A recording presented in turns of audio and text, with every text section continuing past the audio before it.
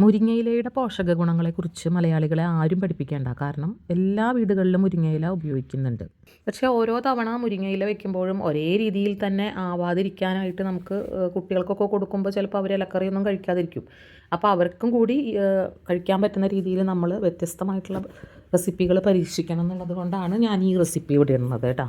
ഒരു പിടി മുരിങ്ങയിലയും ഒരു 3 മുട്ടയാണ് ഇതിലെ പ്രധാന ഇൻഗ്രീഡിയൻസ്. അതിൻ്റെ കൂടെ അല്പം തേങ്ങയും ഒരു 3 ഉള്ളിയും 2 പച്ചമുളകും കൂടി ഇട്ടിട്ട് അതൊന്ന് മിക്സിയിലിട്ട് ചതച്ചെടുക്കുക.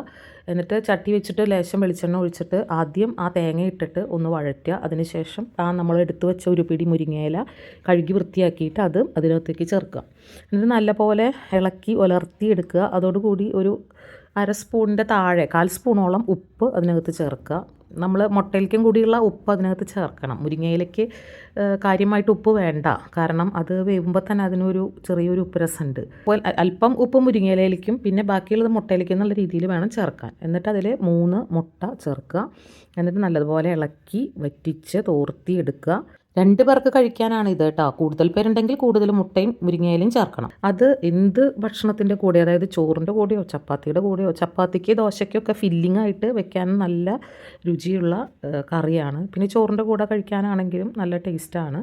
ഈ റെസിപ്പി എല്ലാവരും ഒന്ന് പരീക്ഷിച്ച് നോക്കുക. ഞാൻ രാവിലെ ദോശയാണ് ഉണ്ടാക്കിയത്. ദോശയുടെ കൂടെയാണ് ഞാൻ ഈ തോരൻ കഴിച്ചത്. മുരിങ്ങയില മുട്ടത്തോരൻ എന്നാണ് ഈ വിഭവത്തിന് ഞാൻ ഇട്ടേക്കണ പേര്. ഇനി നിങ്ങൾക്ക് വേറെ പേര് വേണമെങ്കിൽ ഇടാം.